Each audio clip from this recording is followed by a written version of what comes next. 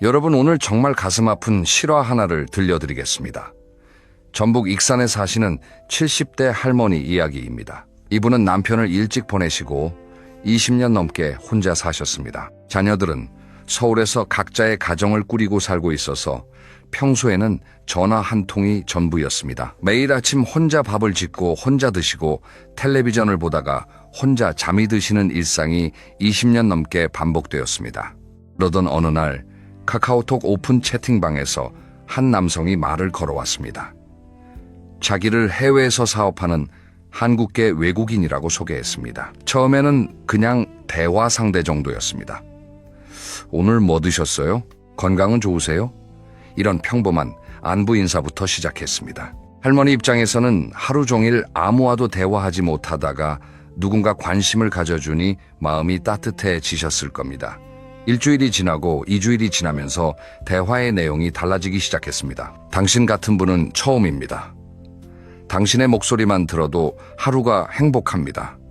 내 사랑을 이해하시나요? 이런 달콤한 말들이 매일같이 쏟아졌습니다. 20년 넘게 이런 말을 들어본 적이 없으셨던 할머니는 어느새 이 남성에게 마음이 움직이기 시작하셨습니다. 매일 아침 눈을 뜨면 제일 먼저 카카오톡을 확인하고 메시지가 와 있으면 가슴이 두근거리고 메시지가 없으면 하루 종일 불안하셨다고 합니다. 그리고 약 한 달 뒤 그 남성이 이런 제안을 했습니다. 저와 함께 투자해서 50억 원을 같이 벌어보실 생각이 있으신지요? 금 투자라고 했습니다. 먼저 1,000만 원만 보내면 엄청난 수익이 돌아올 거라고요. 할머니는 이 말을 의심하지 않으셨습니다. 왜냐하면 이 남성이 한 달 넘게 매일같이 사랑한다고 했으니까요. 이 사람이 나를 속일 리가 없어, 이렇게 생각하신 거죠. 할머니는 은행에 가서 정기예금을 해지하려 하셨습니다. 그런데 다행히도 농협은행 직원이 할머니의 카카오톡 대화 내용을 보고 이상한 낌새를 채고 바로 경찰에 신고했습니다. 출동한 경찰이 할머니에게 이것은 로맨스 스캠이라는 사기라고 설명했습니다. 그런데 할머니의 반응이 어땠을까요? 왜 사랑하는 사이를 방해하느냐? 오히려 경찰에게 화를 내신 겁니다. 경찰이 실제 피해 사례를 하나하나 보여드리면서 30분 넘게 설득한 끝에야 겨우 송금을 막을 수 있었습니다. 1,000만 원이라는 돈이 단 30분 차이로 영영 사라질 뻔한 겁니다. 이 이야기를 듣고 에이, 나는 그 정도로 어리석지 않아 라고 생각하시는 분 계실 겁니다. 하지만 잠깐만요. 숫자를 한번 보겠습니다. 2024년 상반기에만 로맨스 스캠 피해액이 454억 원에 달했습니다. 피해자 한 명당 평균 7,200만 원 이상을 잃었습니다. 7,200만 원이면 어떤 분들에게는 몇 년치 생활비입니다. 단 한 번의 실수로 노후가 통째로 흔들리는 겁니다. 2024년 2월부터 7월까지 경찰에 접수된 로맨스 스캠 범죄는 총 791건, 피해액은 502억 원입니다. 전북 지역만 봐도 로맨스 스캠 발생 건수가 2024년 76건에서 2025년에는 313건으로 약 4배 이상 폭증했습니다. 이게 전국적으로 일어나고 있는 일입니다. 그리고 피해자의 상당수가 50대 이상 고령층, 특히 홀로 사시는 분들입니다. 하지만 오늘 영상에서 다룰 이야기는 로맨스 스캠만이 아닙니다. 사기가 아닌 진짜 사랑이라 해도 노년의 사랑에 빠지면 왜 위험한지 그 이유를 오늘 전부 말씀드리겠습니다. 재산 분쟁, 가족 해체, 건강 악화, 판단력, 저하, 이런 것들이 여러 겹으로 겹쳐서 노후를 뒤흔들 수 있습니다. 그리고 마지막에는 그래도 사랑하고 싶으신 분들을 위해 안전하게 관계를 맺는 구체적인 방법도 알려드리겠습니다. 이 영상 하나로 여러분의 노후가, 그리고 여러분의 부모님의 노후가 달라질 수 있습니다. 끝까지 함께 해주세요. 자, 그러면 본격적으로 첫 번째 이야기를 시작하겠습니다. 노년의 사랑에 빠지기 쉬운 진짜 이유, 바로 외로움입니다. 그리고 사기꾼들은 정확히 그 외로움이라는 틈으로 파고듭니다. 은퇴를 하고 나면 삶의 풍경이 완전히 바뀝니다. 30년, 40년 동안 매일 아침 출근하던 일상이 어느 날 갑자기 사라집니다. 처음 몇 달은 드디어 쉴 수 있다는 해방감이 있지만 시간이 지나면서 공허함이 밀려옵니다. 직장에서 만나던 동료들과의 관계도 자연스럽게 멀어집니다. 처음에는 밥 한 번 먹자라고 했던 약속이 점점 뜸해지다가 결국 연락이 끊기는 경우가 대부분입니다. 가족 관계도 달라집니다. 자녀들은 각자의 직장과 가정이 있어서 부모님을 자주 찾아뵙기 어렵습니다. 한 달에 한두 번 전화하는 것도 쉽지 않은 현실이죠. 손주들은 학원과 학교에 바쁘고 며느리나 사위와의 관계도 편하기만 한 것은 아닙니다. 배우자가 계신 분들은 그나마 나은 편이지만 배우자와 사별하신 분들은 말 그대로 하루 종일 혼자입니다. 통계청에 따르면 현재 우리나라 인구 5명 중 1명이 65세 이상입니다. 이 고령층에서 가장 흔한 가구 형태가 1인 가구인데요. 그 비율이 37.8%나 됩니다. 상당수가 배우자와 사별한 경우입니다. 2050년이 되면 65세 이상 비율이 전체 인구의 40%에 이를 것으로 예측되고 있습니다. 혼자 사는 시간이 길어지면 사람은 본능적으로 누군가와 연결되고 싶어 합니다. 이것은 나약해서가 아닙니다. 인간의 가장 기본적인 욕구입니다. 전화 한 통, 메시지 한 줄이라도 나를 향한 관심이 느껴지면 마음이 따뜻해집니다. 아침에 좋은 아침이라는 메시지 하나를 받는 것만으로도 하루가 달라집니다. 이것은 젊은 사람이든 나이 든 사람이든 마찬가지입니다. 문제는 이 자연스럽고 아름다운 감정을 악용하는 사람들이 있다는 겁니다. 바로 로맨스 스캠 사기꾼들입니다. 로맨스 스캠이 어떻게 진행되는지 처음부터 끝까지 자세히 설명해 드리겠습니다. 이것을 알고 계시면 자신은 물론이고 주변 분들도 지킬 수 있습니다. 첫 번째 단계는 접근입니다.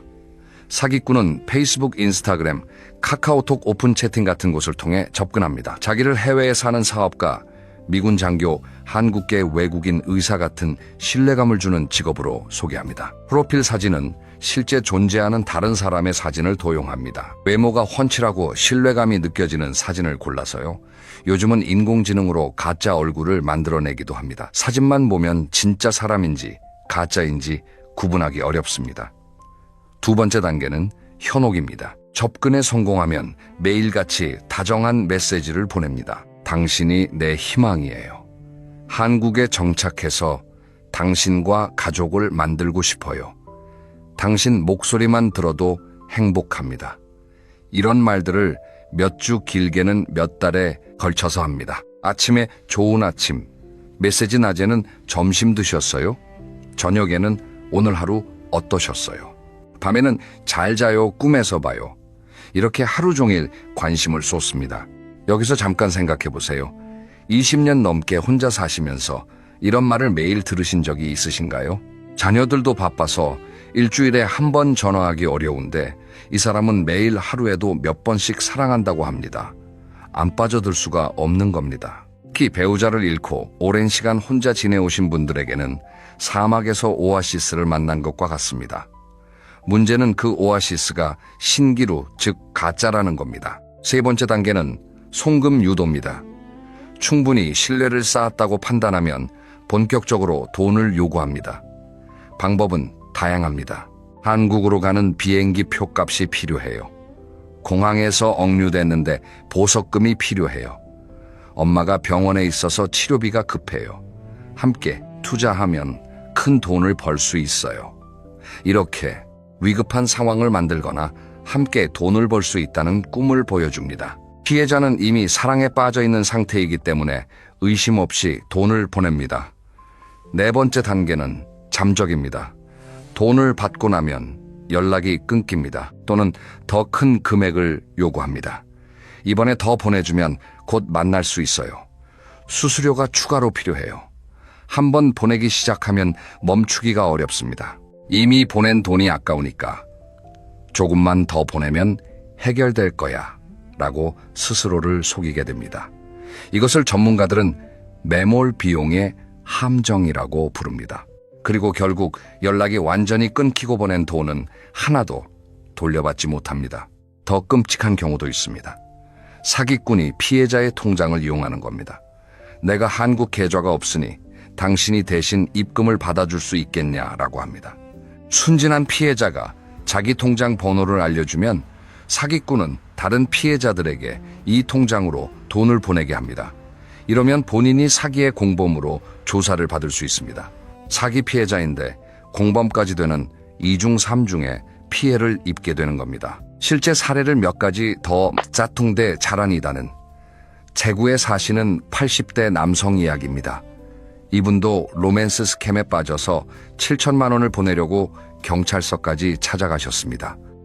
놀라운 것은 경찰서에 가서도 이것은 사기가 아니다라면서 오히려 경찰에게 화를 내셨다는 겁니다. 경찰이 실제 피해, 살해 영상과 음성 자료를 휴대전화로 직접 보여드리면서 30분 넘게 설득하고 나서야 겨우 송금을 막을 수 있었습니다. 같은 날 60대 여성도 경찰서를 찾아오셨습니다. 카드 배송 관련 전화를 받았다면서 원격 제어 앱을 설치하려고 하셨는데 이것도 보이스피싱 조직이 자주 사용하는 수법이었습니다. 이분은 5천만 원을 보내려던 참이었습니다.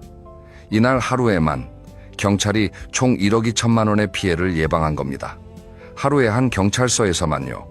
50대 여성의 사례도 있습니다. 이혼 후 혼자 지내고 계시던 분인데 페이스북에서 자신을 중국계 미국인이자 이라크 파병 특수부대 장성이라고 소개한 남성의 친구 신청을 받으셨습니다. 사진을 주고받고 매일 메시지를 주고받으며 사랑을 키웠습니다. 몇 달 뒤 그 남성이 한국으로 보내려던 금고가 통관에 문제가 생겼다면서 통관비 명목으로 돈을 요구했습니다. 이분은 수천만 원을 보내셨습니다. 나중에 알고 보니 그 군인의 사진은 미군에서 36년 근무하다 이미 퇴직한 실존 인물의 것을 도용한 것이었습니다.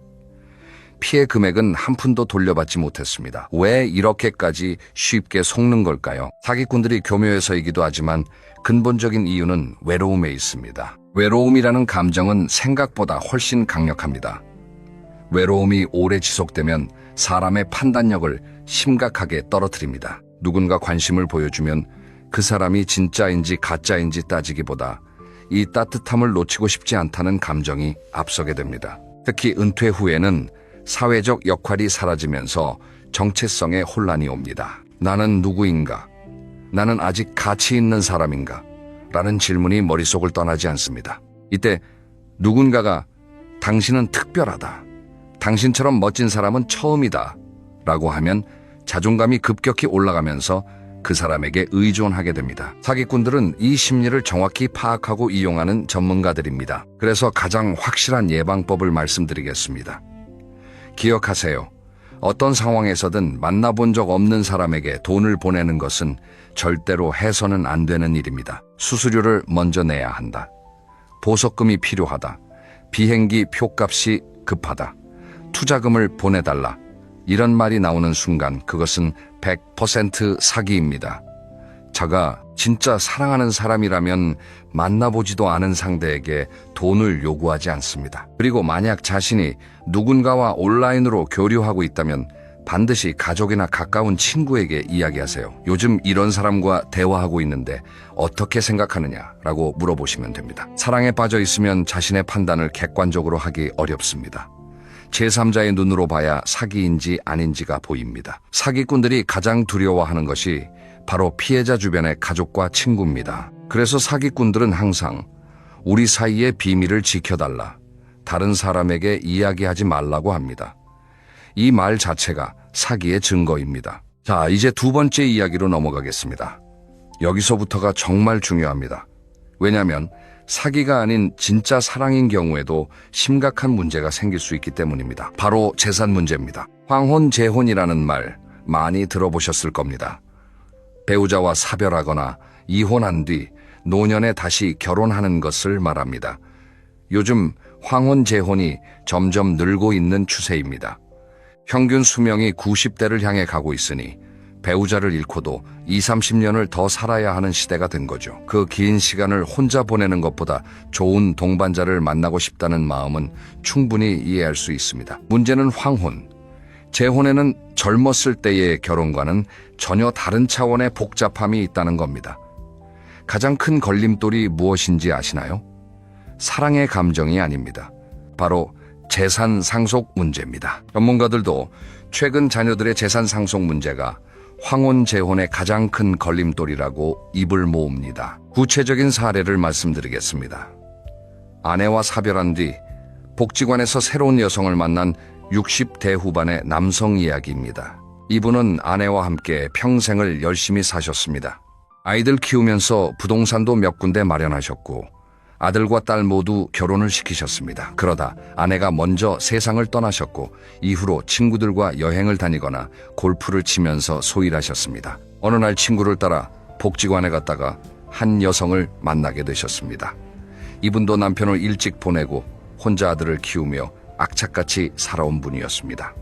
두 분은 서로의 고단했던 삶을 이해하며 급속도로 가까워졌고 자연스럽게 재혼 이야기가 나왔습니다. 그런데 이 남성의 가슴 한쪽이 무거웠습니다. 자신에게 재산이 꽤 있다는 것을 자녀들이 알고 있었고 재혼을 하면 그 재산의 상당 부분이 새 배우자에게 돌아갈 수 있다는 것을 알았기 때문입니다. 이분이 한 말이 가슴에 남습니다. 자식들에게 골칫거리나 안겨주는 아버지가 되고 싶지 않다.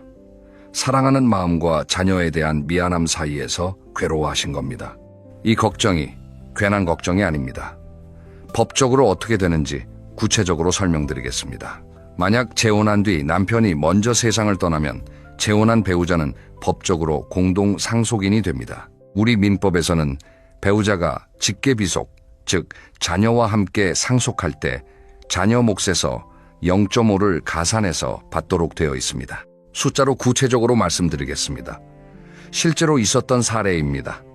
한 남성이 황혼 재혼을 하셨는데 결혼 1년 만에 지병으로 세상을 떠나셨습니다. 재산을 확인해 보니 부동산과 금융자산을 합해서 70억 원이었습니다. 전처 소생의 자녀가 아들 1명, 딸 1명 있었고요. 법대로 계산하면 새어머니가 7분의 3, 즉 약 30억 원을 가져가게 됩니다. 아들과 딸은 각각 7분의 2, 즉 약 20억 원씩 받게 되고요. 이것이 자녀들에게 어떻게 느껴질지 생각해 보세요.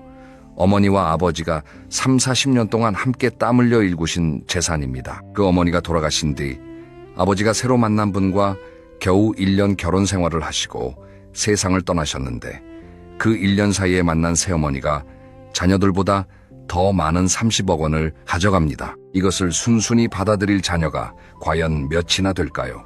실제로 이 사례에서 자녀들은 법적 대응을 검토했습니다.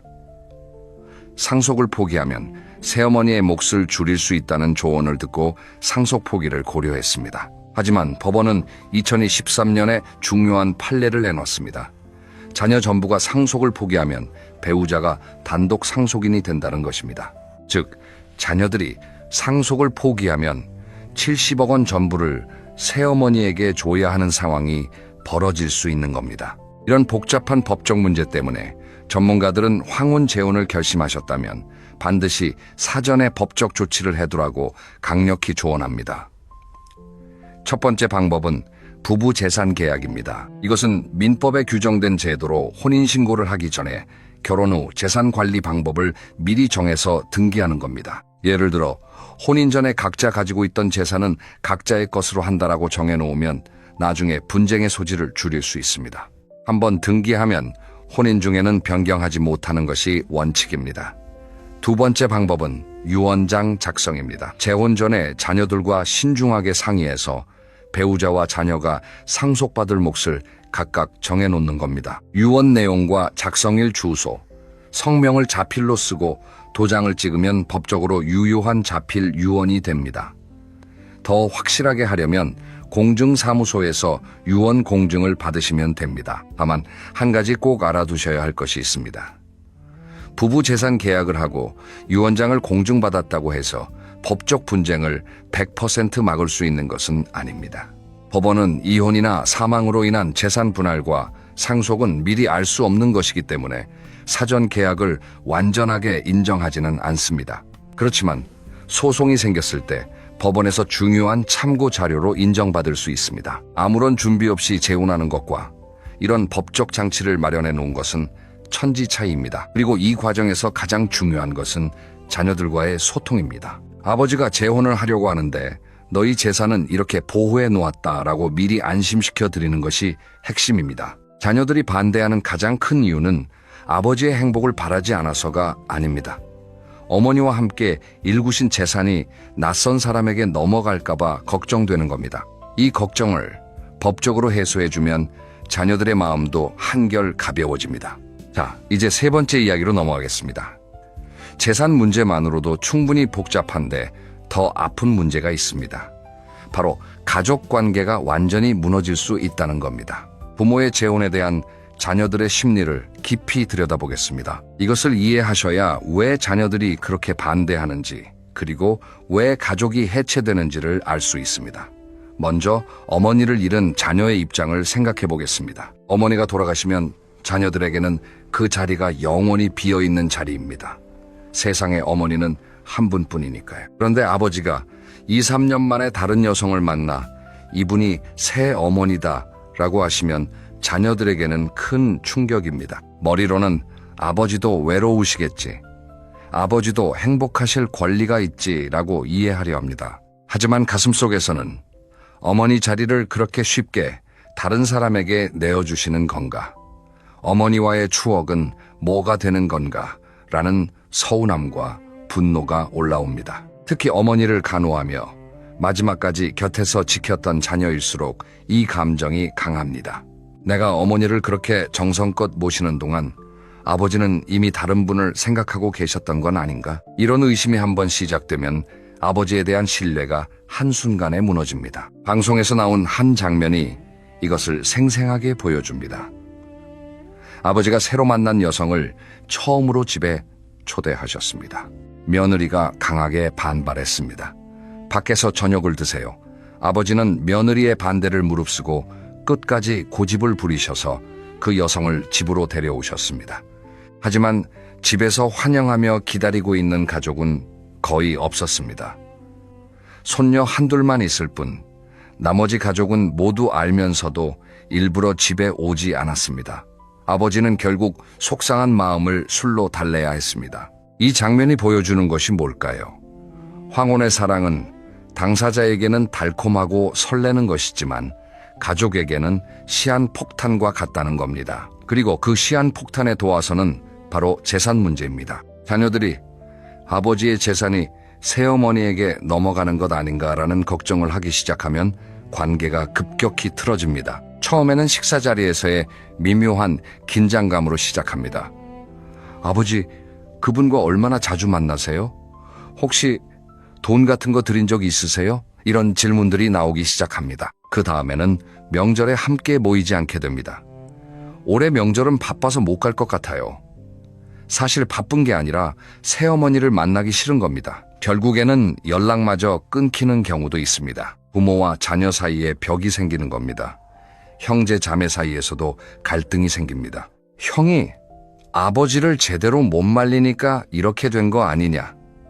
네가 아버지 곁에 있으면서 왜 그걸 막지 못했느냐? 서로를 탓하면서 형제 관계까지 틀어지는 경우가 적지 않습니다. 한 가정상담 전문가의 말씀이 기억에 남습니다. 가족 상담을 하다 보면 처음에는 관계 갈등이라고 말하지만 상담이 깊어지면 유산 분배로 인한 갈등이 누적되어 있는 경우가 정말 많다. 재산 문제는 가족의 근간을 뒤흔드는 힘이 있다는 겁니다. 더 심각한 경우로 이어질 수 있습니다. 바로 황혼 이혼입니다. 배우자가 있는 상태에서 다른 이성에게 마음이 가는 경우가 있습니다. 2020년 통계를 보면 혼인기간 20년 이상인 부부의 황혼이혼 건수가 38,446건으로 전체 이혼의 34.7%를 차지했습니다. 세 쌍 중 한 쌍 이상이 황혼이혼이라는 뜻입니다. 놀라운 것은 황혼이혼 사유 중에 배우자의 부정이 3위를 차지하고 있다는 겁니다. 노년기에 새로운 사랑을 찾다가 기존 배우자와의 관계가 파탄나는 경우가 적지 않다는 의미입니다. 40년 가까이 함께한 배우자를 두고 다른 사람에게 마음이 간 거죠. 황혼이혼을 하면 어떤 일이 벌어질까요? 오랜 세월 함께 일궈온 재산을 나눠야 합니다. 부동산, 예금, 주식 같은 눈에 보이는 자산뿐만이 아닙니다. 퇴직금과 연금까지도 재산 분할 대상이 됩니다. 국민연금은 분할연금 제도가 있어서 상대 배우자가 국민연금 수급권자라면 그 연금도 나눠야 합니다.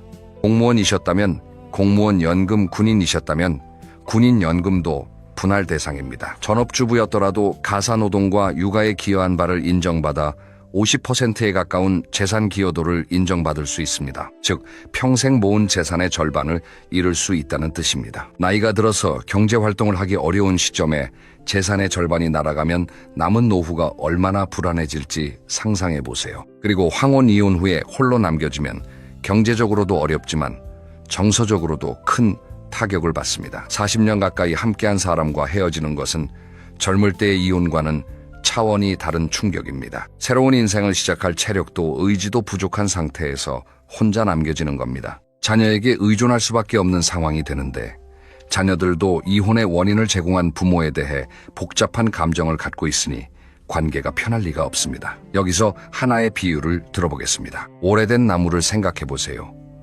수십 년 동안 한 곳에 뿌리를 내리고 비바람을 견디며 가지를 뻗어온 나무입니다. 이 나무에는 열매도 달리고 새들도 둥지를 틀고 여름에는 그늘을 만들어줍니다. 이 나무가 여러분의 가정이라고 생각해 보세요. 그런데 여기에 갑자기 전혀 다른 종류의 가지를 접붙이면 어떻게 될까요? 잘 되면 새 가지가 무사히 자랄 수도 있습니다. 하지만 잘못되면 원래 있던 가지들이 영양분을 빼앗겨서 하나둘씩 말라버릴 수 있습니다. 열매도 떨어지고 새들도 떠나고 그늘도 사라지는 겁니다. 노년의 새로운 사랑도 마찬가지입니다.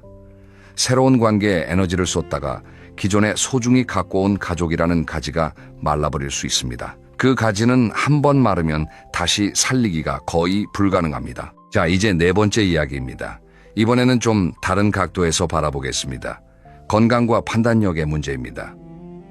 사랑에 빠지면 우리 뇌에서 특별한 변화가 일어납니다. 도파민이라는 물질이 분비됩니다. 도파민은 쾌감과 흥분, 기대감을 느끼게 해주는 신경 전달 물질입니다. 맛있는 음식을 먹을 때, 좋아하는 음악을 들을 때, 목표를 달성했을 때 나오는 것과 같은 물질인데 사랑에 빠졌을 때 특히 많이 분비됩니다. 또 옥시토신이라는 물질도 분비되는데 이것은 유대감과 신뢰감을 높여주는 호르몬입니다. 이 두 가지가 합쳐지면 이 사람은 좋은 사람이다, 이 사람을 믿어도 된다 라는 강력한 확신이 생깁니다. 젊을 때는 이런 호르몬의 영향을 받으면서도 전두엽의 기능이 활발하기 때문에 어느 정도 이성적 판단이 가능합니다.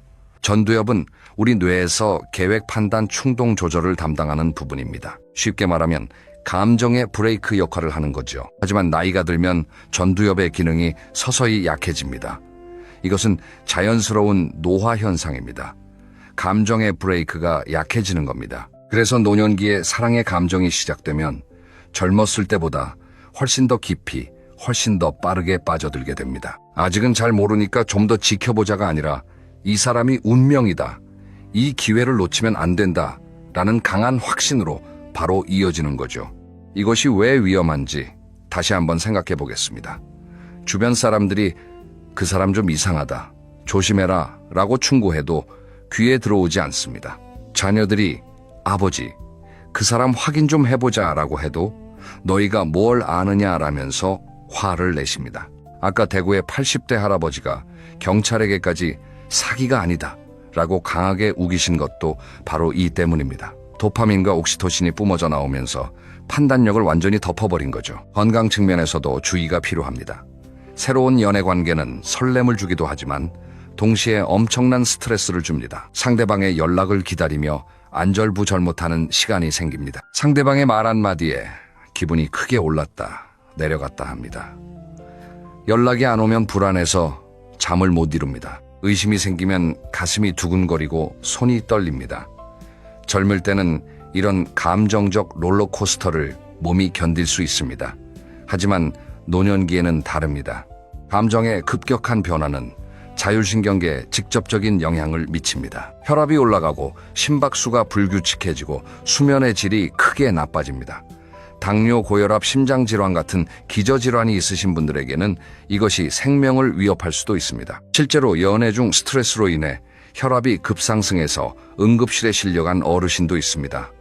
사랑한다는 감정 때문에 건강을 잃는 건 너무나 안타까운 일입니다. 그리고 가장 심각한 경우를 말씀드리겠습니다. 경도인지장애나 초기 치매 상태에서 새로운 사람을 만나는 경우입니다. 경도인지장애는 정상적인 노화와 치매의 중간 단계인데 이 상태에서는 일상생활은 가능하지만 복잡한 의사결정 능력이 떨어져 있습니다. 기억력이 예전 같지 않고 판단력도 흐려져 있는 상태입니다.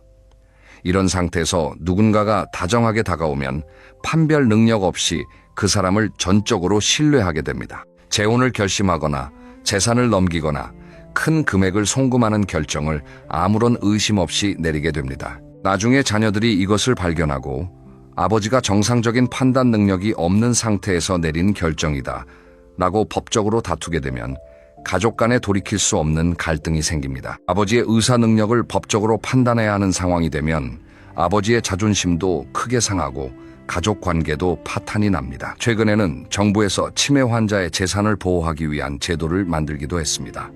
국민연금공단이 치매 환자의 재산을 위탁받아 병원비와 생활비를 대신 관리해주는 공공신탁 시범사업을 시작했는데요. 치매 및 경도인지장애 진단을 받으신 분들이 대상이고 최대 10억 원 한도 내에서 현금과 부동산을 맡길 수 있습니다. 아직 시범 단계라 개선할 점이 많지만 이런 제도가 있다는 것 자체가 노년기의 재산 보호가 그만큼 중요하다는 것을 보여줍니다. 여기서 여러분께 한 가지 진지하게 여쭤보겠습니다. 사랑한다는 감정이 들 때 그것이 진짜 사랑인지 외로움의 착각인지 구분할 수 있으신가요? 솔직히 이것을 구분하는 것은 젊은 사람에게도 어렵습니다. 하물며 오랜 시간 외로움 속에서 지내오신 분에게는 더욱 어렵죠. 20년 동안 혼자 밥을 먹고 혼자 잠이 드셨던 분이 갑자기 매일 사랑한다는 말을 듣게 되면 그 감정이 진짜인지 가짜인지 냉정하게 따져볼 여유가 없습니다. 그 따뜻함에 빠져들고 싶은 마음이 너무나 간절하니까요. 바로 그래서 노년의 사랑에는 젊었을 때와는 전혀 다른 차원의 지혜가 필요한 겁니다. 자, 그렇다면 정말 중요한 질문으로 넘어가겠습니다. 5번째 이야기입니다. 그래도 사랑하고 싶으면 어떻게 해야 하는가? 먼저 한 가지 분명히 말씀드리고 싶은 것이 있습니다. 저는 노년의 사랑 자체를 부정하는 것이 아닙니다. 인생의 마지막 챕터에서 따뜻한 동반자를 원하는 마음은 자연스럽고 아름다운 감정입니다. 나이가 들었다고 해서 사랑할 권리가 없어지는 것은 아닙니다. 다만 그 사랑이 나를 지키는 사랑이어야 한다는 겁니다. 나를 파멸시키는 사랑이 아니라 나를 더 행복하게 하는 사랑이어야 합니다. 그러려면 지혜가 필요합니다. 첫째, 만남의 경로를 반드시 검증하세요. 이것이 가장 기본이면서 가장 중요합니다. 특히 온라인에서 만난 사람이라면 10배, 20배 더 조심하셔야 합니다. 상대방이 보내준 사진을 인터넷에서 검색해보는 방법이 있습니다. 구글에서 이미지 검색이라는 기능을 이용하면 그 사진이 다른 곳에서 사용되고 있는지 확인할 수 있습니다. 만약 같은 사진이 여러 사이트에서 다른 이름으로 사용되고 있다면 도용된 사진일 가능성이 매우 높습니다. 이 방법은 자녀나 손주에게 부탁하시면 쉽게 해볼 수 있습니다. 영상통화를 요청해보세요. 진짜 사람이라면 영상통화를 거부할 이유가 없습니다. 만약 상대방이 카메라가 고장났다, 인터넷이 안 좋다는 핑계로 지속적으로 영상통화를 피한다면 이것은 매우 큰 경고 신호입니다. 얼굴을 보여줄 수 없다는 것은 신원을 속이고 있을 가능성이 높다는 뜻입니다. 그리고 상대방이 직접 만남을 계속 미루는 것도 위험 신호입니다. 다음 달에 한국에 갈게요. 지금은 사정이 있어서 못 만나요. 이런 말을 반복하면서 실제로는 만나지 않는다면 의심해야 합니다. 진짜 사랑하는 사람이라면 만나려고 노력하지 만남을 피하지 않습니다. 무엇보다 가장 확실한 기준이 있습니다. 온라인에서만 알고 지내는 사람에게 절대로 어떤 이유에서든 돈을 보내지 마세요. 수수료를 먼저 내야 한다. 보석금이 필요하다. 비행기 표값이 급하다. 투자금을 보내달라. 결혼 준비 비용이 필요하다. 명목이 무엇이든 간에 만난 적 없는 사람에게 돈을 요구하는 것 자체가 사기의 본질입니다. 둘째, 돈 이야기가 나오면 무조건 한 발 물러서세요. 이것은 온라인 만남뿐 아니라 실제 만남에서도 마찬가지입니다. 최근에는 온라인에서만 로맨스 스캠이 일어나는 것이 아니라 실제로 직접 만나서도 비슷한 사기를 치는 경우가 늘고 있습니다. 얼굴을 보고 이야기했다고 해서 안심할 수 없는 시대입니다. 노년기에 새로 만난 사람이 은근히 재산 상황을 물어보는 것도 주의해야 합니다. 집이 어디세요? 아파트가 몇 평이에요? 연금은 얼마나 나오세요? 자녀분들에게 이미 재산을 나눠주셨어요? 이런 질문들은 순수한 관심이 아니라 재산을 탐색하는 것일 수 있습니다. 특히 만난 지 얼마 되지 않았는데 이런 질문을 자주 한다면 경계하셔야 합니다. 함께 사업하자거나 투자하자거나 부동산을 같이 사자는 제안도 조심하세요. 우리 둘이 같이 투자하면 큰 돈을 벌 수 있어. 내 이름으로 사기엔 그러니까 당신 이름으로 사자. 이런 말에 넘어가시면 안 됩니다. 진짜 사랑하는 사람이라면 상대방의 재산에 손을 대려 하지 않습니다. 각자의 재산은 각자가 관리하는 것이 건강한 관계의 기본입니다. 셋째, 자녀와 반드시 사전에 소통하세요.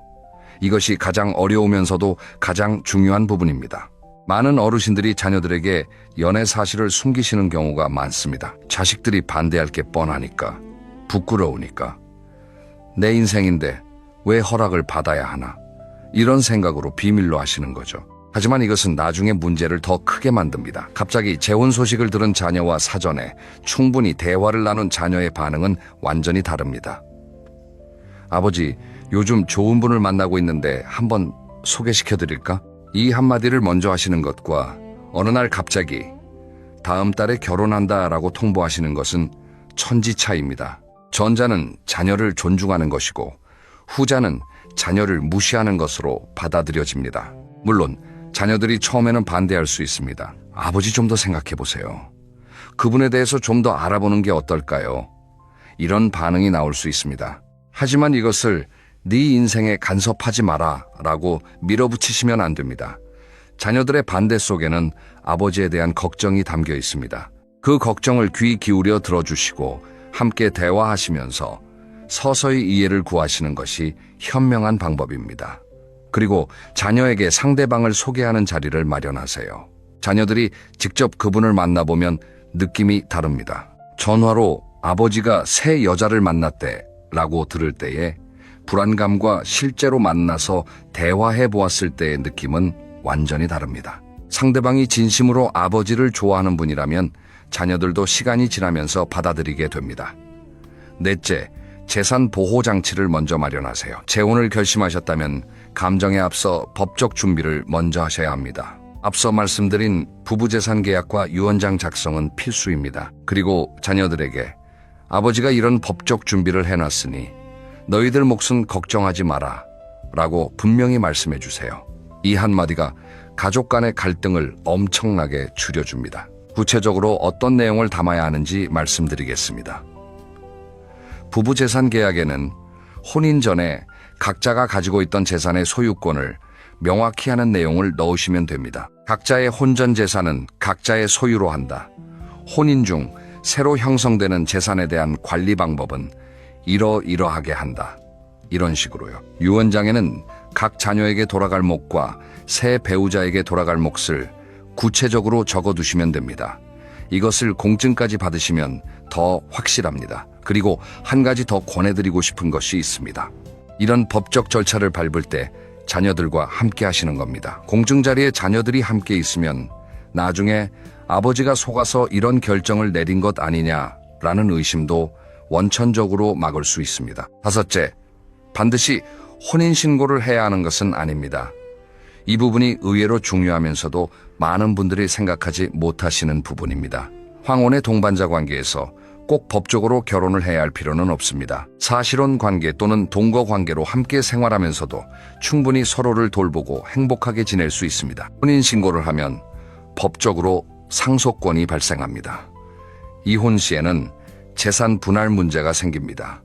바로 이것 때문에 자녀들이 극렬하게 반대하는 거죠. 하지만 혼인신고 없이 함께 사는 것이라면 이런 법적 문제가 훨씬 줄어듭니다.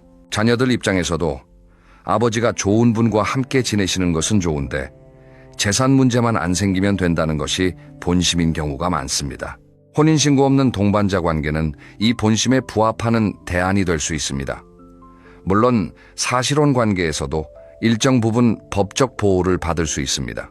하지만 법률혼과는 분명한 차이가 있기 때문에 이 부분은 반드시 법률 전문가와 상담하셔서 자신에게 맞는 방법을 찾으시길 권합니다. 실제로 이 방법을 선택하신 분들의 사례가 있습니다. 70대 초반의 남성과 60대 후반의 여성이 만나 좋은 감정이 생겼는데 양쪽 자녀들이 모두 결혼을 반대했습니다. 그래서 두 분은 혼인신고 없이 함께 사시기로 결정하셨습니다. 평일에는 각자의 집에서 생활하고 주말에는 함께 시간을 보냅니다. 여행도 같이 다니시고 아프면 서로 돌봐주시고 명절에는 각자의 가족과 보냅니다.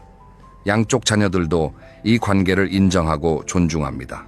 재산 문제가 걸려있지 않으니까 편한 마음으로 받아들일 수 있는 거죠. 이분들은 굳이 종이 한 장 때문에 가족과 싸울 필요가 있느냐라고 말씀하십니다. 자, 이제 마지막 6번째 이야기입니다. 오늘 영상의 결론이라고 할 수 있습니다. 진짜 행복한 노년은 사랑이 아니라 연결에 있다는 이야기입니다. 여러분, 한 가지 질문을 드려보겠습니다. 노년에 외롭다는 감정은 정확히 무엇일까요? 곰곰이 생각해보면 외로움이라는 감정의 본질은 아무도 나에게 관심이 없다, 나는 이 세상에 혼자다 라는 느낌입니다. 이 느낌을 해소하기 위해 이성 간의 사랑을 찾는 것은 자연스러운 반응이지만 유일한 방법은 아닙니다. 오히려 더 안전하고 더 오래 지속되고 더 깊은 만족감을 주는 방법들이 있습니다. 동호회 활동을 생각해 보세요. 등산 동호회, 사진 동호회, 서예, 교실 노래, 교실 댄스, 교실 바둑 모임, 독서 모임, 같은 취미를 가진 사람들끼리 모여서 시간을 보내면 자연스럽게 우정이 만들어집니다. 이 우정은 로맨스보다 훨씬 안전합니다. 재산 문제도 생기지 않고 가족 갈등도 없고 사기를 당할 위험도 없습니다. 그리고 이 우정은 로맨스보다 훨씬 오래 갑니다. 봉사활동도 정말 좋은 방법입니다. 지역 복지관이나 사회단체에서 봉사를 하면 나도 아직 누군가에게 도움이 될 수 있는 사람이구나 라는 깊은 보람을 느낄 수 있습니다. 이 보람은 사랑의 호르몬 못지않게 강력한 행복감을 줍니다. 독거 어르신에게 도시락을 배달하거나 아이들에게 공부를 가르치거나 환경 정화 활동에 참여하거나 이런 활동을 통해 사회와 연결되어 있다는 느낌을 받으면 외로움이 크게 줄어듭니다. 배움도 있습니다. 평생교육원, 노인대학 주민센터, 프로그램 온라인 강좌, 새로운 것을 배우면 뇌가 활성화됩니다. 뇌가 활성화되면 치매 예방에도 도움이 되고 자존감도 올라갑니다. 그리고 같이 배우는 동료들과 자연스럽게 관계가 형성됩니다.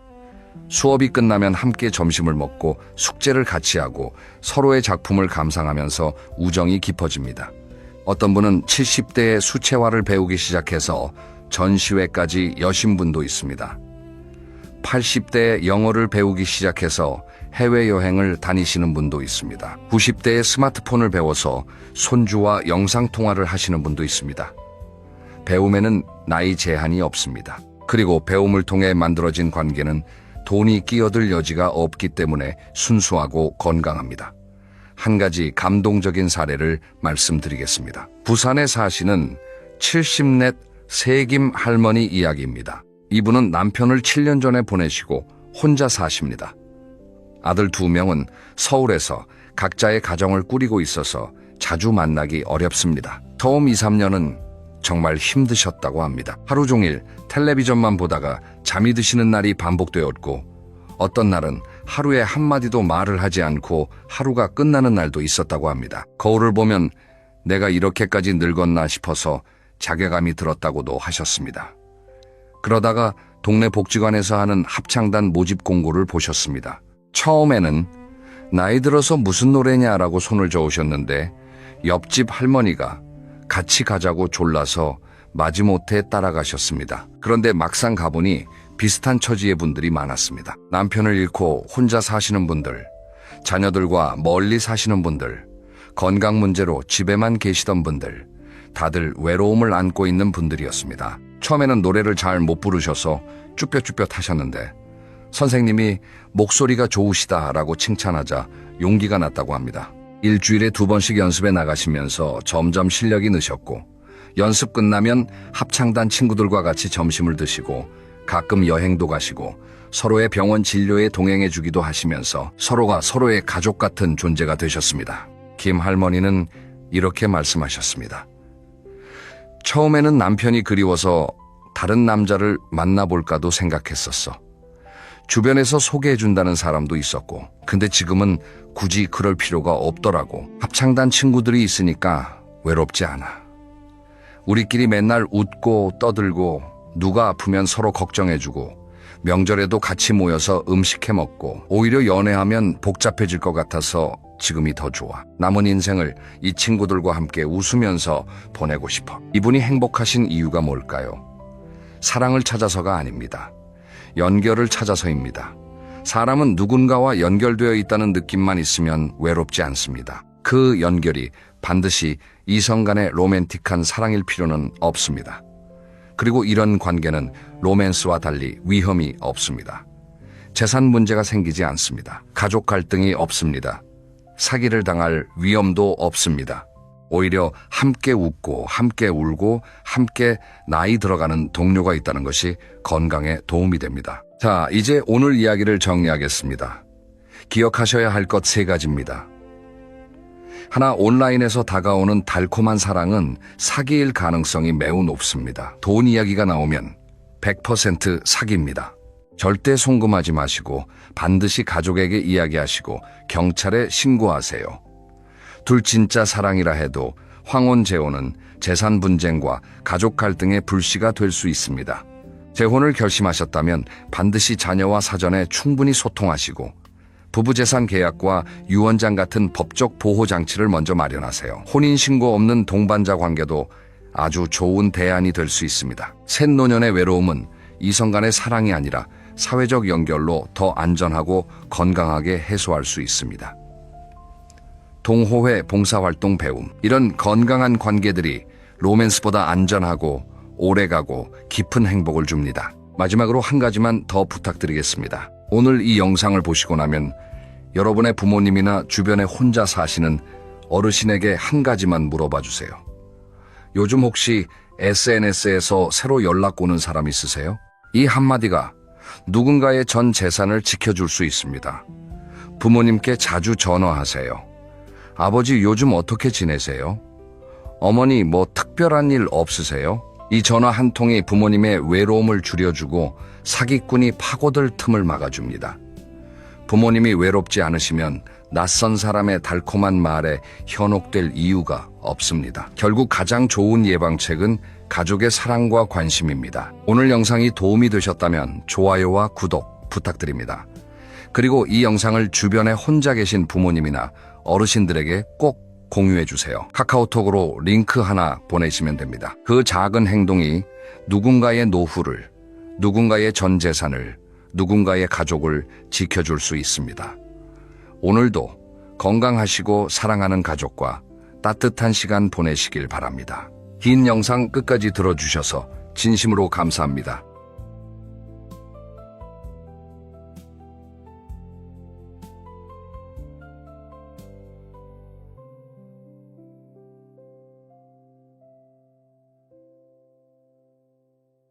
여러분 혹시 이런 경험 있으신가요?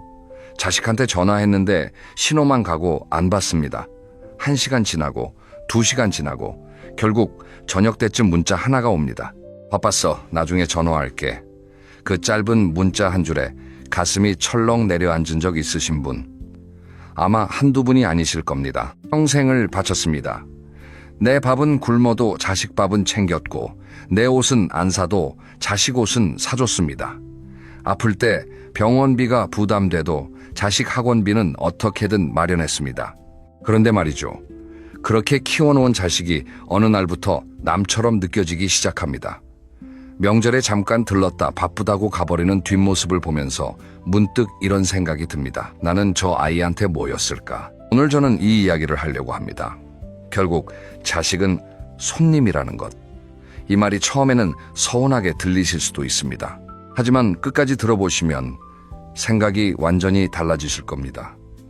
오늘 제가 말씀드릴 5가지를 마음에 담으시면 60대 이후의 삶이 정말로 달라집니다. 서운함 대신 당당함이 찾아오고 외로움 대신 자유가 찾아옵니다. 자, 그러면 첫 번째 이야기부터 시작하겠습니다. 첫 번째, 자식은 내 소유가 아니라 잠시 머물다 가는 손님이라는 것입니다. 여러분, 봄이 되면 제비가 찾아옵니다. 처마 밑에 둥지를 틀고 새끼를 낳고 정성껏 먹이를 물어다 줍니다. 그런데 가을이 되면 어떻습니까? 새끼 제비들은 하나둘 날개를 펴고 하늘로 날아갑니다. 어미 제비가 아무리 붙잡으려 해도 소용없습니다. 그게 자연의 순리이기 때문입니다. 우리 자식도 마찬가지입니다. 태어나서 20여 년 우리 품에서 자라다가 어느 순간 자기 삶을 향해 날아갑니다. 취직을 하고 결혼을 하고 자기만의 가정을 꾸립니다. 그 과정이 너무나 자연스러운 건데 우리는 자꾸 붙잡으려 합니다. 왜 그럴까요? 내가 낳았으니까, 내가 키웠으니까, 내 자식이니까. 이 세 가지 생각이 우리를 괴롭히는 겁니다. 제가 아는 어르신 한 분 이야기를 해드리겠습니다. 72세 되신 할머니 한 분이 계셨습니다. 아들 둘을 키우셨는데 정말 온 힘을 다해 키우셨어요. 큰아들은 서울에서 직장 다니고 작은 아들은 외국에 나가 있습니다. 이 할머니가 매일 하시는 일이 뭐냐면 아침마다 큰아들한테 전화하는 겁니다. 밥은 먹었니? 어제 늦게 들어간 거 아니니? 애들은 잘 있니? 처음에는 아들도 잘 받았습니다. 그런데 시간이 지나면서 전화를 점점 안 받기 시작합니다. 할머니는 속이 상해서 울고 아들은 부담스러워서 더 멀어지고 악순환이 시작된 겁니다. 그런데 이 할머니한테 어느 날 변화가 찾아왔습니다. 복지관에서 상담을 받게 되셨는데 상담 선생님이 이런 말을 했답니다. 어머니 자식은 어머니 삶의 전부가 아니라 일부예요. 어머니 삶의 주인공은 어머니 자신이십니다. 이 말 한마디가 이 할머니 인생을 바꿔놓았습니다. 그때부터 할머니는 매일 하던 전화를 일주일에 2번으로 줄이셨습니다.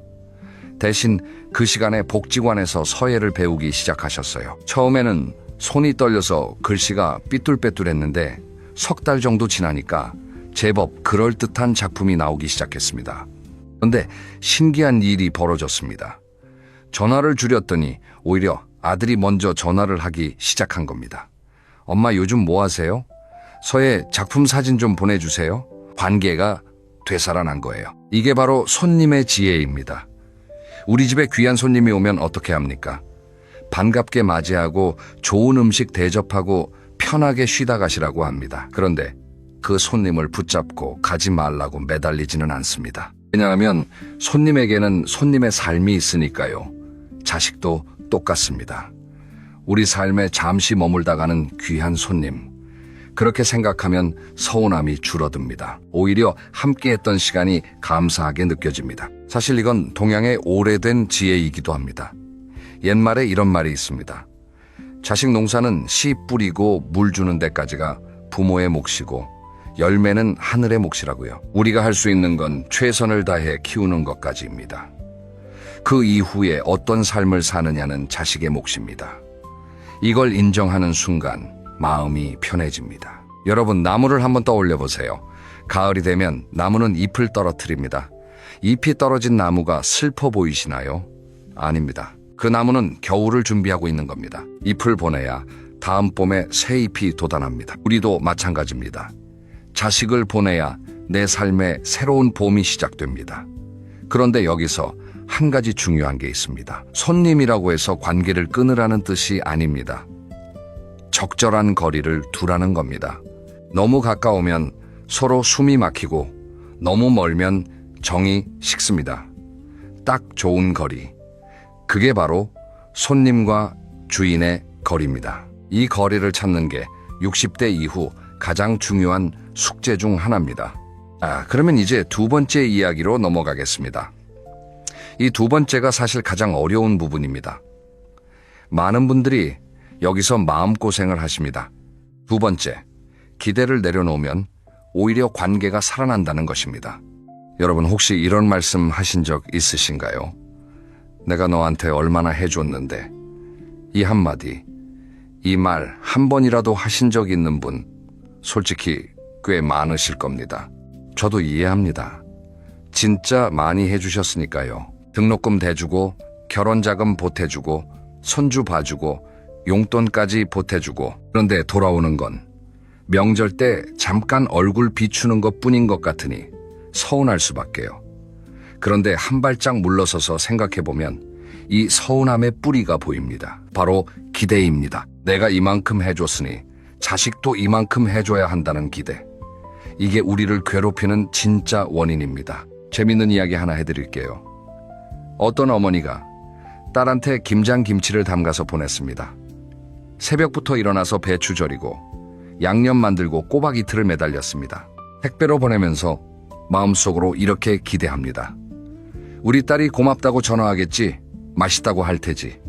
그런데 딸한테서 연락이 옵니다. 엄마, 김치 왔는데 냉장고에 자리가 없어서 좀 나눠줘도 돼. 이 한마디에 어머니 마음이 어떻겠습니까? 하늘이 무너지는 것 같으셨을 겁니다. 그런데 생각해보면 딸이 잘못한 게 아닙니다. 딸은 그냥 현실적인 이야기를 한 것뿐이에요. 문제는 어머니의 기대였습니다. 김치를 보내면서 감사와 감동을 기대한 거예요. 만약 어머니가 아무런 기대 없이 그냥 딸이 맛있게 먹으면 좋겠다는 마음으로만 보냈다면 딸의 그 말이 서운하지 않았을 겁니다. 이걸 심리학에서는 기대의 역설이라고 합니다. 기대가 크면 실망도 크고, 기대가 없으면 받는 모든 것이 감사가 됩니다. 우리가 자식한테 뭔가를 해줄 때 보상을 기대하는 순간 그건 사랑이 아니라 거래가 됩니다. 내가 이만큼 투자했으니 이만큼 돌려받아야 한다는 거래. 그런데 자식은 이 거래에 동의한 적이 없습니다. 자식 입장에서는 부모가 해준 게 당연한 게 아니라 그냥 자기가 태어났을 때부터 있었던 환경인 거예요. 물고기가 물의 고마움을 모르는 것과 같습니다. 여기서 잠깐 여러분께 질문 하나 드리겠습니다. 혹시 지금 이 순간 떠오르는 장면이 있으신가요? 자식한테 서운했던 그 순간, 그때 내가 기대했던 게 뭐였는지 한번 떠올려 보세요. 전화 한 통이었을 수도 있고, 따뜻한 말 한마디였을 수도 있고, 명절에 하루만 더 있어 달라는 것이었을 수도 있습니다. 그 기대가 채워지지 않아서 마음이 아팠던 거 맞으시죠? 그런데 신기한 일이 있습니다. 기대를 내려놓은 부모들한테 오히려 자식들이 더 가까이 옵니다. 왜 그럴까요? 부담이 없어지니까요. 부모를 만날 때마다 눈치 보지 않아도 되니까 오히려 편하게 다가오는 겁니다. 제가 아는 또 다른 어르신 이야기를 해드리겠습니다. 68세 아버지 한 분이 계셨습니다. 아들이 하나 있었는데 이 아들이 결혼하고 나서부터 거의 연락이 없었습니다. 명절에도 며느리 쪽 가족 모임에 가느라 잘 안 오고 아버지 생신도 가끔 잊어버렸습니다. 이 아버지가 처음에는 화가 많이 나셨습니다. 내가 뭘 잘못했나, 내가 부족했나, 이런 생각에 잠도 잘 못 주무셨어요. 그런데 어느 날 산책을 하다가 공원 벤치에 앉아서 하늘을 올려다보는데 문득 이런 생각이 들었답니다. 아, 나도 젊었을 때 우리 아버지한테 이랬구나. 나도 바쁘다는 핑계로 아버지 전화 못 받고 명절에 형한테 맡기고 내 갈 길만 갔었구나. 그 순간 아들이 이해가 되기 시작했습니다. 미워했던 마음이 슬며시 풀렸습니다. 그때부터 이 아버지는 아들한테 기대하는 걸 멈추셨습니다. 전화 안 와도 괜찮아, 바쁘겠지. 명절에 안 와도 괜찮아, 며느리 쪽도 챙겨야지. 그렇게 마음을 비우니까 신기하게 아들이 변하기 시작했습니다. 어느 날 갑자기 전화가 왔습니다. 아버지, 이번 주말에 시간 되세요? 같이 밥 먹고 싶어서요. 이 한마디에 그 아버지가 얼마나 기뻐하셨는지 모릅니다. 기대를 내려놓으니까 기적이 일어난 겁니다. 물론 모든 경우에 이렇게 되는 건 아닙니다. 기대를 내려놓았는데도 자식이 안 오는 경우도 있습니다. 하지만 그래도 괜찮습니다. 왜냐하면 기대를 내려놓은 순간 이미 내 마음이 편해졌으니까요. 상대가 어떻게 하든 내 마음의 평화는 내가 지키는 겁니다. 이게 진짜 어른의 힘입니다. 여러분, 사랑은 주는 것이지 받는 것이 아닙니다. 해가 비추는 건 누가 고맙다고 해서가 아닙니다. 그냥 비추는 게 해의 본성이니까요. 우리의 사랑도 그래야 합니다. 자식한테 해주고 싶은 마음이 있으면 해주되 돌려받을 생각은 하지 마세요. 그게 진짜 사랑이고 그게 내 마음을 지키는 길입니다. 자, 여기까지가 두 번째 이야기였습니다. 기대를 내려놓으면 관계가 살아난다. 그런데 여기서 궁금하신 게 있으실 겁니다. 그러면 자식한테 기대지 않으려면 나는 어떻게 살아야 하는 건가? 바로 이 이야기가 세 번째입니다. 이 세 번째가 오늘 내용 중에 가장 실질적이고 중요한 부분입니다. 세 번째, 자식 앞에서 당당한 부모가 되는 법입니다. 여러분 한번 솔직하게 생각해 보겠습니다. 자식한테 당당하다는 게 어떤 의미일까요? 돈이 많으면 당당한 걸까요? 건강하면 당당한 걸까요? 물론 그런 것도 도움이 됩니다. 하지만 진짜 당당함은 거기서 오는 게 아닙니다. 내 삶의 주인으로 서 있을 때 진짜 당당함이 나옵니다. 제가 주변에서 보면 크게 두 부류의 어르신이 계십니다. 한쪽은 자식한테 모든 걸 의지하시는 분들입니다. 아프면 자식한테 전화하고, 심심하면 자식한테 전화하고, 결정할 일이 있으면 자식한테 물어봅니다. 이런 분들의 자식은 어떤가요? 솔직히 좀 부담스러워합니다. 부모 전화가 오면 한숨부터 나옵니다. 또 무슨 일이지 하고요. 반대로 다른 쪽은 자기 생활이 있는 분들입니다. 아침에 운동하고 친구들 만나고 배우고 싶은 거 배우고 가끔 여행도 다닙니다. 이런 분들의 자식은 어떤가요? 오히려 부모가 궁금해집니다. 엄마 요즘 뭐 하세요? 아빠 어디 다녀오셨어요? 관심이 생기는 거예요. 왜냐하면 부모의 삶이 풍요로워 보이니까 부모가 멋있어 보이는 겁니다. 여기서 당당한 부모가 되기 위한 핵심 3가지를 말씀드리겠습니다. 첫째, 건강을 지키는 겁니다. 건강이 무너지면 모든 게 무너집니다. 당당함도 사라지고 자존감도 사라지고 자식한테 의지할 수밖에 없게 됩니다. 매일 30분 걷기. 이것만 해도 달라집니다. 무릎이 아프신 분은 천천히 걸으셔도 됩니다. 중요한 건 매일 꾸준히 하는 겁니다. 그리고 정기검진 꼭 받으세요. 1년에 한 번 건강검진 받는 게 자식한테 짐 안 지우는 가장 확실한 방법입니다. 둘째, 경제적으로 최소한의 독립을 유지하는 겁니다. 큰 돈이 필요한 게 아닙니다. 매달 내 용돈은 내가 해결할 수 있을 정도면 됩니다. 국민연금이든 기초연금이든 작은 일거리든 뭐가 됐든 내 손으로 벌어서 커피 한 잔 사 마실 수 있으면 됩니다. 그 커피 한 잔의 자유가 엄청난 겁니다. 자식한테 손 벌리지 않아도 되는 그 자유. 이게 당당함의 시작입니다. 셋째, 자기만의 세계를 갖는 겁니다.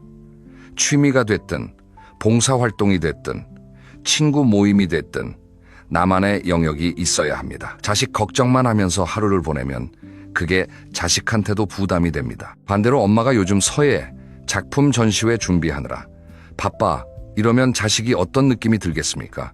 우리 엄마 멋있다 이렇게 느끼는 겁니다. 실제로 제가 만난 어르신 중에 가장 인상 깊었던 분이 있습니다. 75 새 할아버지인데 유튜브를 하고 계셨습니다. 젊은 사람들도 어려워하는 유튜브를 75세에 시작하신 거예요. 손주가 옆에서 촬영 도와주고 편집하는 건 근처 도서관 컴퓨터 교실에서 배우셨다고 합니다. 구독자가 많은 건 아니었지만 매일 활기차게 사셨습니다. 오늘은 무슨 영상을 찍을까 고민하고 댓글 하나하나 읽으면서 행복해 하셨습니다. 그 할아버지의 아들이 이런 말을 하더라고요. 아버지가 유튜브 시작하시고 나서 진짜 달라지셨어요. 예전에는 만날 때마다 잔소리하시고 서운하다는 이야기만 하셨는데 지금은 만나면 자기 영상 이야기만 신나게 하세요. 그게 훨씬 좋아요. 같이 있는 시간이 즐거워졌어요. 이게 당당한 부모의 힘입니다. 당당하다는 건 완벽하다는 뜻이 아닙니다.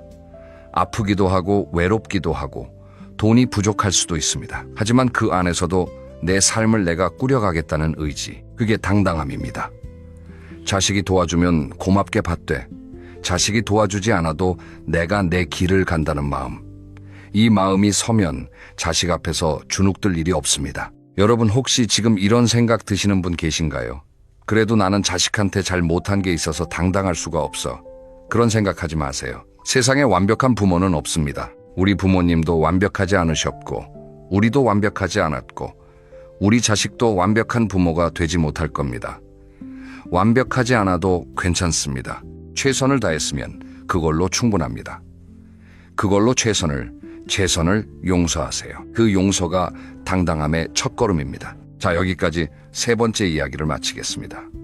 그런데 여러분, 여기서 많은 분들이 놓치는 게 하나 있습니다. 자식은 떠나보낼 준비가 됐는데 정작 옆에 있는 사람은 안 보이는 경우가 너무 많습니다. 바로 배우자입니다. 4번째 이야기가 바로 이겁니다. 4번째, 부부 관계가 자식보다 먼저라는 것입니다. 여러분 이런 말 들어보신 적 있으시죠?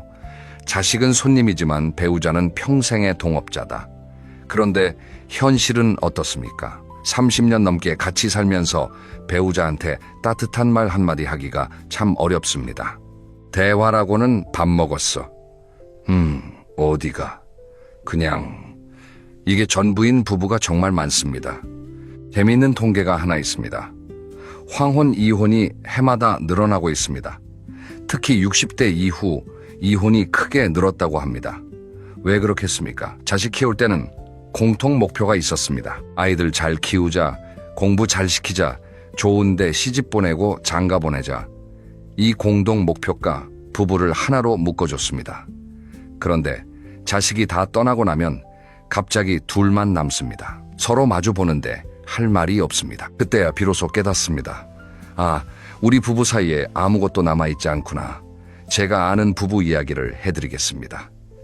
결혼한 지 35년 된 부부였습니다. 남편은 평생 회사 다니면서 돈 벌었고 아내는 집에서 아이 셋을 키웠습니다. 막내까지 시집 보내고 나니까 집이 조용해졌습니다. 처음 며칠은 좋았습니다. 드디어 우리도 쉴 수 있구나. 그런데 일주일이 지나고 한 달이 지나니까 답답해지기 시작합니다. 남편은 매일 거실에서 텔레비전만 보고 아내는 부엌에서 혼자 밥하고 대화가 없습니다. 같은 집에 사는데 각 방을 쓰는 것 같은 느낌. 아내가 먼저 이야기를 꺼냈습니다. 우리 이렇게 살면 안 되지 않아. 같이 뭐라도 하자. 그런데 남편이 뭐라고 했냐면 뭘 해, 이 나이에. 이 한마디에 아내가 얼마나 서운했겠습니까? 그때부터 부부 사이에 냉기가 돌기 시작했습니다. 서로 불만만 쌓이고 짜증만 늘어나고 급기야 이혼이라는 단어까지 나왔습니다. 그런데 다행히 이 부부는 여기서 멈추지 않았습니다. 아내의 친구 소개로 부부 상담을 받게 됐는데 상담사가 이런 과제를 내줬습니다. 일주일에 한 번 함께 밖에서 밥 먹기. 그것도 자식 이야기는 하지 말고 오직 둘만의 이야기를 하기. 처음에는 어색했습니다. 식당에 마주 앉았는데 진짜 할 말이 없었답니다.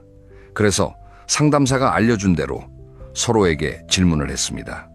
당신이 요즘 가장 하고 싶은 게 뭐야?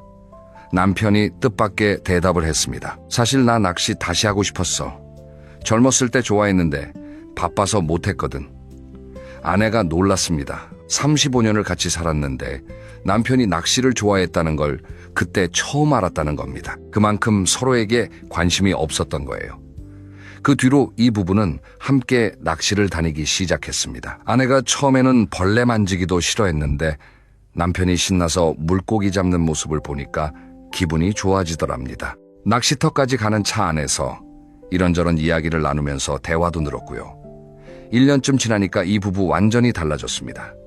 자식들이 깜짝 놀랄 정도로. 여러분, 부부관계를 회복하는 건 거창한 게 아닙니다. 아침에 눈 뜨면 잘 잤어 한마디 하는 겁니다. 밥 먹으면서 이거 맛있다 한마디 하는 겁니다. 산책하자고 손 내미는 겁니다. 이렇게 작은 것부터 시작하면 됩니다. 특히 남성분들께 한 말씀 드리겠습니다. 많은 남자 어르신들이 퇴직하고 나면 집에서 갈 곳이 없어지십니다. 회사에서는 부장이었고 팀장이었는데 집에서는 그냥 거실 소파에 앉아있는 사람이 됩니다. 아내한테 밥 차려달라, 이거 해달라, 저거 해달라 하면서 아내를 힘들게 합니다. 이러면 안 됩니다. 집에서도 내 일은 내가 해야 합니다. 설거지도 해보고 빨래도 해보고 요리도 배워보세요. 아내가 놀랄 겁니다. 우리 남편이 왜 이러지 하면서도 속으로는 기뻐할 겁니다. 그리고 가끔은 고맙다고 말씀하세요. 여보, 고생 많았어. 이 한마디가 30년치 꽃다발보다 낫습니다. 여성분들께도 한 말씀 드립니다. 남편이 퇴직하고 집에 하루 종일 있으면 답답하실 수 있습니다. 내 공간에 갑자기 큰 사람이 들어와서 이것저것 간섭하는 것 같은 느낌 이해합니다. 하지만 남편도 지금 혼란스러운 겁니다.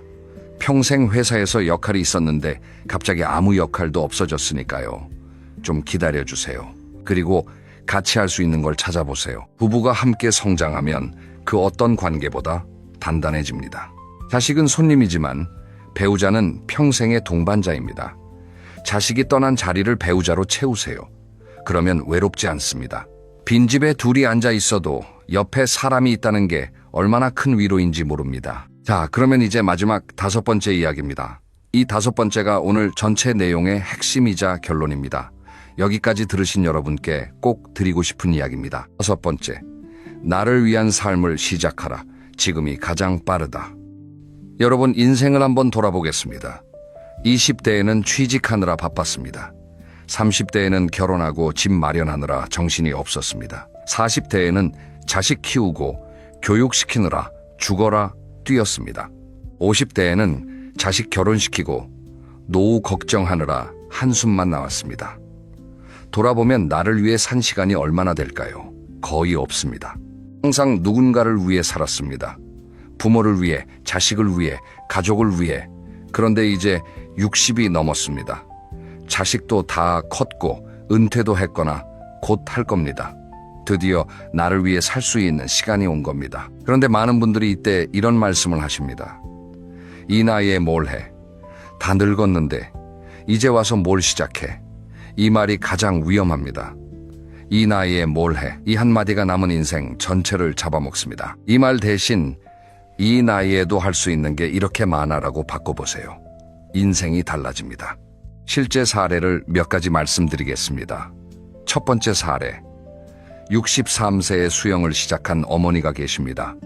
평생 물을 무서워하셨던 분이에요. 수영장 근처도 안 가셨습니다. 그런데 무릎이 안 좋아지면서 의사가 수영을 권했습니다. 처음에 물에 들어갔을 때 무서워서 강사팔을 놓지 못했답니다. 그런데 석 달이 지나니까 자유형을 하시더랍니다. 6개월이 지나니까 어르신 수영 대회에 나가셨습니다. 1년이 지나니까 매일 아침 수영장 가는 게 하루 중 가장 행복한 시간이 되셨습니다. 그 어머니가 이런 말씀을 하셨어요. 물속에 들어가면 세상이 조용해져요. 그 조용함 속에서 나를 만나는 느낌이에요. 60년 넘게 살면서 처음으로 나를 위한 시간을 갖는 거예요. 이 말씀이 정말 가슴에 와닿았습니다. 두 번째 사례. 71세의 그림을 시작한 아버지입니다. 평생 공장에서 기계를 다루시던 분이에요. 손이 거칠고 투박해서 붓을 잡는 게 어색하셨답니다. 그런데 동네 문화센터에서 수채화 교실이 열렸는데 시간이 남으니까 한번 가보자 하고 등록하셨습니다. 처음에는 색칠하는 것도 힘들었는데 선생님이 잘 가르쳐 주셔서 조금씩 재미를 느끼기 시작했습니다. 2년쯤 지나니까 이 아버지 그림이 동네 전시회에 걸렸습니다. 본인이 그린 그림이 액자에 넣어져서 벽에 걸려 있는 걸 보면서 펑펑 우셨답니다. 70년 살면서 이런 날이 올 줄 몰랐다고. 그 전시회에 아들, 딸, 손주들이 다 와서 할아버지 그림 앞에서 사진을 찍었습니다. 그때 그 아버지 표정이 어땠겠습니까? 세상에서 가장 당당한 표정이었을 겁니다. 세 번째 사례. 67세에 봉사활동을 시작한 할머니입니다. 퇴직하고 나서 1년 정도를 집에서만 보내셨습니다. 텔레비전 보고 잠자고 밥 먹고 그러다 보니 우울해지기 시작했습니다. 사람을 안 만나니까 말하는 것도 서투르다 느끼셨답니다. 그런데 우연히 동네 독거노인 도시락 배달 봉사를 알게 되셨습니다. 일주일에 3번 어르신들 댁에 도시락을 배달하는 건데 시작하고 나서 완전히 달라지셨습니다. 봉사를 받는 어르신들이 손잡고 고맙다고 하시면 내가 누군가에게 필요한 사람이라는 걸 느끼게 되셨답니다. 자식한테 받지 못했던 그 감사와 인정을 봉사 현장에서 받게 된 겁니다. 여러분, 새로운 걸 시작하는데 나이는 정말 상관없습니다. 유명한 화가 중에 늦깎이 화가들이 많습니다. 모세 할머니라고 불리는 화가는 78세에 본격적으로 그림을 그리기 시작해서 101세까지 1600여 점의 작품을 남겼습니다. 이분이 이런 말을 남겼습니다. 인생은 우리가 만드는 것이다. 언제나 그래왔고 앞으로도 그럴 것이다. 나이와 상관없이. 여러분, 지금 이 순간이 남은 인생에서 가장 젊은 날입니다. 내일은 오늘보다 하루 더 나이를 먹습니다. 그러니까 뭔가 하고 싶은 게 있다면 오늘 시작하세요. 완벽하게 준비될 때까지 기다리지 마세요. 그런 날은 오지 않습니다. 그냥 시작하세요. 서투르고 어색해도 괜찮습니다. 시작한 사람이 이기는 겁니다. 무엇을 해야 할지 모르겠다고요? 그러면 아주 작은 것부터 시작해보세요. 매일 아침 30분 산책하기, 이것만으로도 충분합니다. 걸으면서 하늘도 보고 나무도 보고 바람도 느끼고 그러다 보면 마음이 열립니다. 마음이 열리면 하고 싶은 게 보이기 시작합니다. 글을 쓰고 싶어질 수도 있고 노래를 부르고 싶어질 수도 있고 어딘가 여행을 가고 싶어질 수도 있습니다. 중요한 건 남을 위한 삶에서 나를 위한 삶으로 방향을 바꾸는 겁니다. 평생 누군가를 위해 달려왔으니 이제는 나를 위해 달릴 차례입니다. 이기적인 게 아닙니다. 나를 먼저 채워야 남도 채울 수 있습니다. 물이 비어있는 주전자로는 차를 따를 수 없는 것처럼 나를 먼저 가득 채우셔야 합니다. 자, 이제 오늘 이야기를 마무리할 시간입니다. 오늘 5가지 이야기를 해드렸습니다. 다시 한번 정리해드리겠습니다. 첫째, 자식은 내 소유가 아니라 잠시 머물다 가는 손님입니다. 붙잡지 말고 감사하게 보내세요. 둘째, 기대를 내려놓으면 관계가 살아납니다. 보상을 바라는 건 사랑이 아니라 거래입니다. 셋째, 자식 앞에서 당당한 부모가 되세요. 건강을 지키고 경제적 독립을 유지하고 나만의 세계를 만드세요. 넷째, 부부 관계가 자식보다 먼저입니다. 자식이 떠난 자리를 배우자와 함께 채우세요. 다섯째, 나를 위한 삶을 시작하세요. 지금 이 순간이 가장 빠릅니다. 여러분, 이 5가지를 마음에 담으시면 60대 이후의 삶이 완전히 달라집니다. 서운함과 외로움 대신 감사와 자유가 찾아옵니다. 자식에게 매달리는 부모가 아니라 자식이 존경하는 부모가 됩니다. 마지막으로 이 말씀을 드리고 싶습니다. 여러분은 충분히 잘 사셨습니다. 최선을 다해 가족을 지켰고 최선을 다해 자식을 키웠습니다. 그 세월이 결코 헛되지 않았습니다. 이제는 그 노력을 인정해 주세요. 남이 아니라 여러분 스스로가요. 그리고 남은 시간은 온전히 여러분을 위해 쓰세요. 그게 가장 아름다운 노년의 시작입니다. 오늘 영상이 도움이 되셨다면 좋아요 한번 눌러주시고 주변에 이 이야기가 필요한 분이 있다면 공유해 주세요. 그리고 구독과 알림 설정도 부탁드립니다. 다음 영상에서는 자식과 건강한 거리두기를 하면서도 따뜻한 관계를 유지하는 구체적인 대화법을 알려드리겠습니다. 어떤 상황에서 어떤 말을 해야 서로 상처받지 않는지 실제 사례를 가지고 자세히 풀어드릴 테니 꼭 기대해 주세요. 여러분, 오늘도 건강하시고 행복한 하루 보내세요. 감사합니다.